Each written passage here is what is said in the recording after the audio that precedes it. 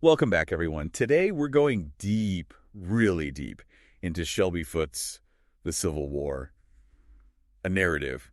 We're on volume 2. Foote. Now, before anyone hits that skip button thinking, ugh, not another Civil War history lesson, Yeah, right. this isn't about rehashing every battle or general. Yeah. We're focusing on something specific. Yeah. What does Foote reveal about how the Confederacy was actually working? Their leadership. Yes. Their strategies. Absolutely. Especially during late 1862, early 63. A crucial time. A pressure cooker, honestly. Yeah, absolutely. Think Vicksburg, that choke point on the Mississippi. Makes or breaks the war, everyone knew it. And right in the thick of it is Jefferson Davis. The Confederate president. Foote doesn't paint a pretty picture. No, the weight of the world was on him. Struggling to delegate, overwhelmed by the war. Couldn't escape it, really. But then Davis does something interesting. He takes a trip A trip? down to Mississippi. Interesting. Trying to rally the troops, I imagine. Morale boost? Sure. But Foote implies it's more than that. It's about Davis's personality. His need to be seen as strong. The image of the leader. There's this anecdote about Davis getting a captured Union flag from General Morgan. Foote makes it almost symbolic. Powerful imagery, a tangible victory, maybe what Davis needed at that point. Exactly. And it sets up this contrast with some of his generals, like Bragg and Johnston. Oh, total opposites, those two. Bragg, always ready to attack, maybe a little too ready. Got your brand. Then Johnston, super cautious, strategic to a fault. Foote even suggests he was kind of jealous of Lee's victories in the East. Interesting. Not just the wins, but the style of winning, perhaps. Exactly. Which brings us to Fredericksburg. Huge Confederate victory. Orchestrated by Lee. But even in that win, Foote shows the cracks. Lee's happy at first, then gets frustrated they didn't push their advantage. Right. Never enough was there. And what about Jackson? Oh, Stonewall. Furious. Union troops had, messed up the battlefield. He called it vandalism. Shows you the different mindsets, right? Some wanted total war, others maybe a bit more restrained. Foote's great at that, showing the shades of gray. And he throws in these bits of dark humor, too. There's this Confederate soldier who says he'll shoot a Union officer just for his boobs. Grim, but I see the humor. Yeah. In those times, you had to find it somewhere. Exactly.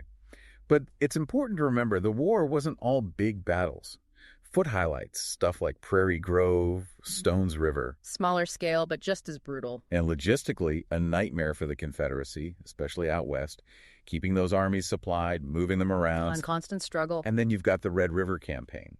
The USS Cairo sinks. Cairo, the one they pulled out of the mud years later. Yep. Foote uses it to talk about how those logistical issues just compounded everything. Fascinating how one ship can tell such a big story, isn't it? It is. And it reminds us that this history isn't some abstract thing. It's in the ground. It's in the stories. It's real people's lives. And Foote brings those people to life.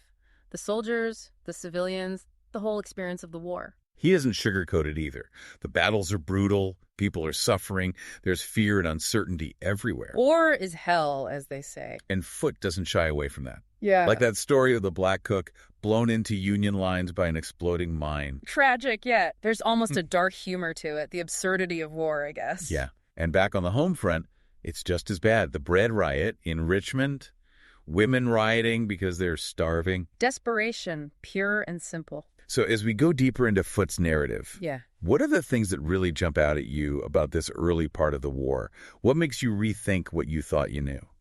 You know, what gets me is how fragile it all seems. Like the Confederacy's holding on by a thread, even when they're winning. A house of cards. Yeah. One good gust and it all collapses. Right. And Vicksburg, that's where you see it most. Foote goes step by step, showing how Grant just wouldn't quit.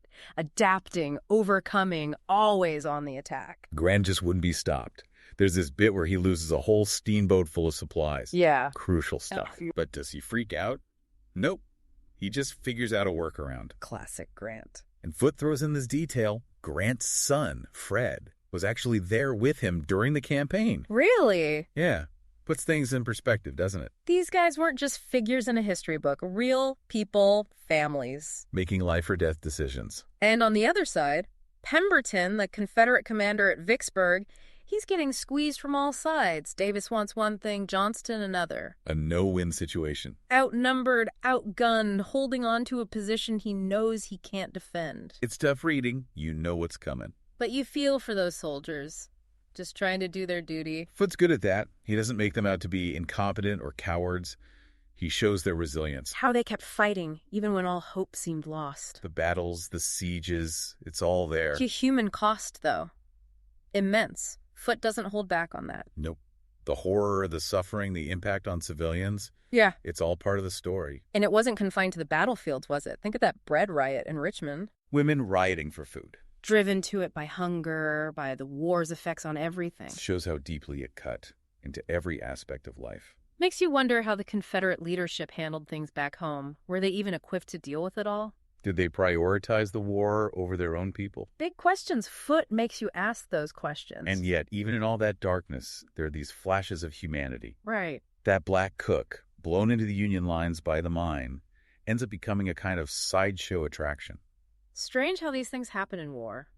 Tragedy, then something almost humorous comes out of it. Life and death playing out in unpredictable ways. And Foote, he ties it all together. Those individual stories, the big picture of the war. He makes you see that history isn't just dates and battles. It's about people. Right, and one thing that kept coming up was logistics. Oh yeah, moving armies, feeding them, arming them. Crucial, especially in a war like this. And the Confederacy, they're always struggling to keep up. Imagine trying to build a house with half the lumber you need. Exactly. You can have the best plans, the best workers, but without the materials. You're not getting very far. And that's what happened to the Confederacy again and again. Few railroads, bad roads, not enough of anything. Vicksburg's a perfect example. Grant succeeds partly because he's a logistics master. Keeping those supply lines open. While Pemberton's in Vicksburg, begging for reinforcements for supplies. And often nothing came, or it came too late. So even when they won a battle, they couldn't follow through. Not enough to keep the momentum going. Always fighting an uphill battle. And Foote, he makes you feel that struggle. It's those details that get to you. The small moments that reveal the big picture. Wars aren't just won or lost on the battlefield. It's about the supply depots, the planning, all the decisions that lead up to those big moments. So where does this leave the Confederacy? Are things about to change? For the worse? They're definitely in a tough spot. Losing Vicksburg was huge. Strategically, sure, but also for morale. And with the Union controlling Mississippi, it's only getting harder to move men and supplies. Sounds like the noose is tightening. But they still had good commanders, brave soldiers. What happened? What else, besides logistics, brought them down? They had the will, that's for sure. But even the bravest soldiers can't fight forever when everything's stacked against them. Right. The longer it went on, the worse it got. Internal divisions, economic problems, and facing the Union war machine. It all adds up. It does. And one guy who really shows how complicated the Confederacy was at this point is Nathan Bedford Forrest. The cavalry leader, famous for his raids, and, well, his whole legacy is complicated, to say the least. Yeah, Foote doesn't shy away from that. Forrest was brilliant tactically, a master of unconventional warfare, but also a slave trader before the war and later connected to the Klan. One of those figures who makes you think about the morals of the time and how different things were. Exactly. Foote shows both sides, the military genius and the deeply troubling actions. Like when Forrest chased Colonel Streight and his Union raiders through Alabama and Georgia. That story, it's wild. Like something out of a movie. This chase through the wilderness, these running battles, both commanders taking huge risks. It's amazing. Forrest, outnumbered, outgunned, but he used the terrain, his smarts, and just pure grit to make Streight surrender. Classic underdog story, in a way. Shows how the Confederacy could still win, even when things were bad. But it also makes you think, how far is too far in war? What were they willing to sacrifice for victory? Questions we're still asking today, really. It's a reminder that history is never simple. There's always more to it than the good guys and the bad guys. And that's why it's so important to study it, right? Not just who won and lost, but the whole picture, the human side of it. And Foote does that well. He gives you those human stories, those moments that show what it was really like for people living through it. The impact on families, communities, the whole South was changing. Shortages, inflation, just a sense of things falling apart. And politically, it wasn't much better. Right.